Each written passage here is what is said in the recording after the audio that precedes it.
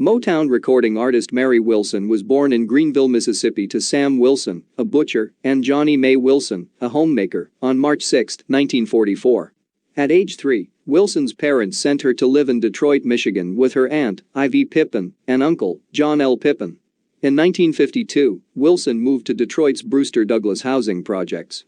She was bused from the projects to Algers Elementary School in 1956, when integration of public schools began. Wilson went on to graduate from Northeastern High School in 1962. In 1959, Wilson joined a local singing group, Primettes, which also included Florence Ballard, Diana Ross and Betty McGlown. The Primettes performed at the 1960 Detroit-Windsor Freedom Festival Amateur Talent Contest and won first place. In 1961, the group, which now included Barbara Martin, signed with Motown Records and changed their name to the Supremes.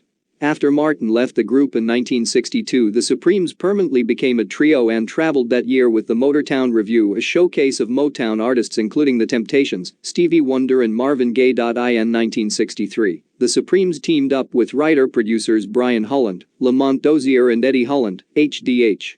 A few of their records received national airplay. Having recorded the Supremes, who had shared the lead singing for 3 years without a hit record, Gordy rearranged the group with Wilson and Ballard as background singers.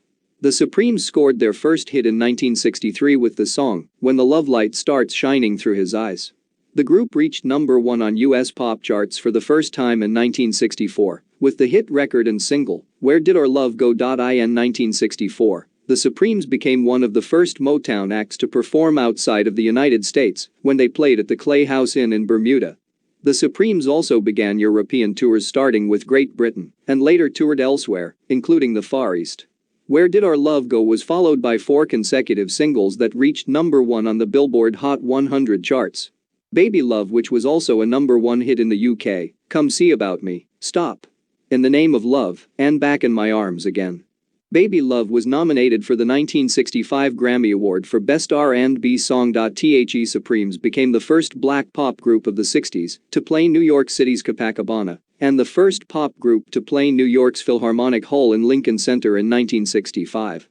Wilson began a solo career after the group disbanded in 1977. As a solo performer, Wilson toured the world, recorded, acted on stage and television, and participated in celebrity charity events. Wilson wrote about her career with Motown and the Supremes in Dreamgirls. My Life as a Supreme, 1986, and Supreme Faith.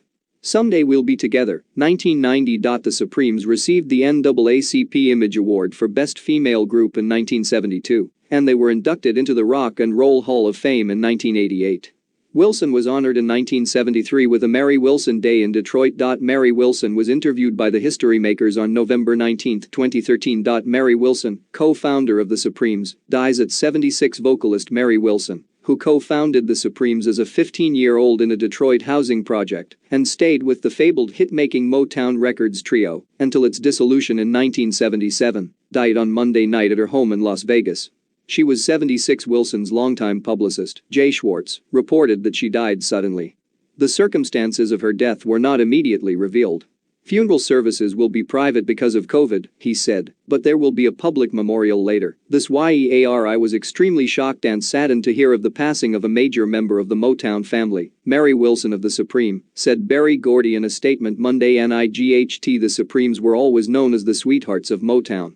Mary, along with Diana Ross and Florence Ballard, came to Motown in the early 1960s after an unprecedented string of #1 hits, television and nightclub bookings. They opened doors for themselves, the other Motown acts, and many others. I was always proud of Mary. She was quite a star in her own right and over the years continued to work hard to boost the legacy of the Supremes. Mary Wilson was extremely special to me. She was a trailblazer, a diva and will be deeply missed.